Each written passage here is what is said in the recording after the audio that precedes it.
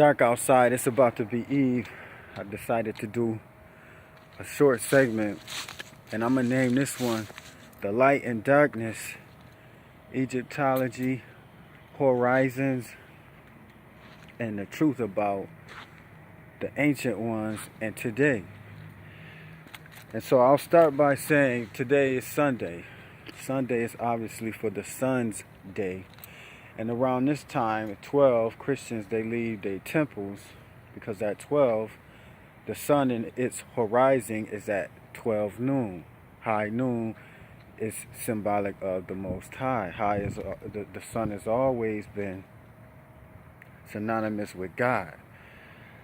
And so God had a son called Jesus.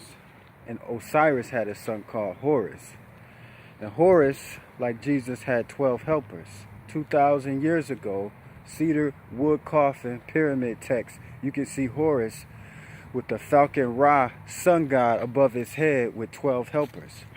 And his 12 helpers were those that were supposed to help bring the truth to the light. And that's what happens in church or in court, right? 12 jurors, they're supposed to bring the truth to the light. The word light is always synonymous with the truth, and darkness is synonymous with the lie. This is why Jesus had to battle Satan.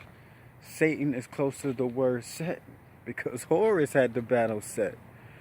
And Jesus had what? He had 12 disciples, right?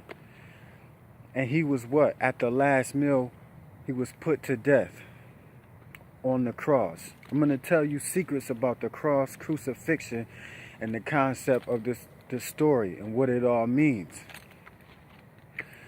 At the Last Supper, it happens at Eve, because Eve in science, not belief, is the time where darkness is about to occur, as you see now.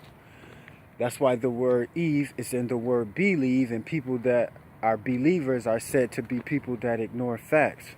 But it's not really about who's better, people that are conscious or people that are believers, but it's all about understanding. There was a quote I came across from a man in the ruling class family who said, "It's things known, there's things unknown, and in between there's doors to perception." So what that means is there's things I don't know that you know, it's things you know that I don't know, and in between we have perceptions. So what I'm going to do is speak about something to give you an idea of what I'm thinking or what I'm seeing. And so there's been conflict between conscious people and the Bible. And what many people don't do is put things into perspective.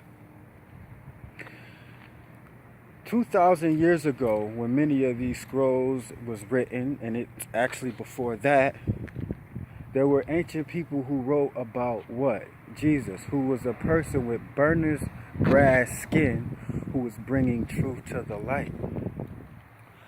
And so, think about this while you debate ideologies. What happens to all your leaders when they bring truth to light and they have burnished brass, copper-colored skin? They get crucified. And so you want to know, is crucifixion real? Well, let me give you some understanding.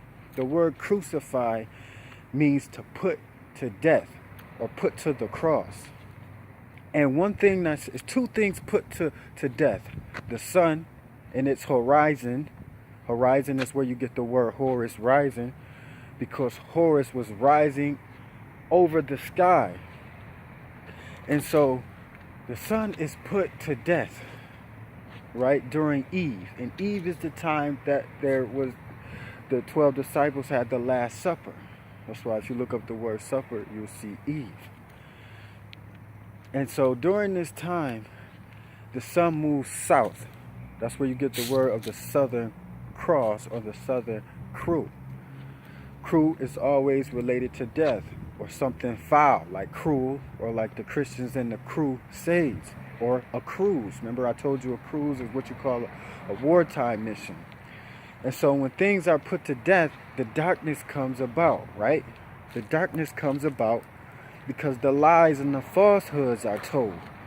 And so when the darkness comes about in science, you have what you call the winter solstice. Solstice, that word comes down in Latin. You can see the word, break it down. Sol means sun. Stis is similar to the word stiff or still. So the winter solstice is where the sun sits still. And when the sun sits still, it's December 22nd. And for 3 days, the sun doesn't move in its degree. And then after the third day, it rises again. So who rolls on the third day? Think about it. And when the sun rises, what happens? The light comes out again. And so the truth is like the light is born again.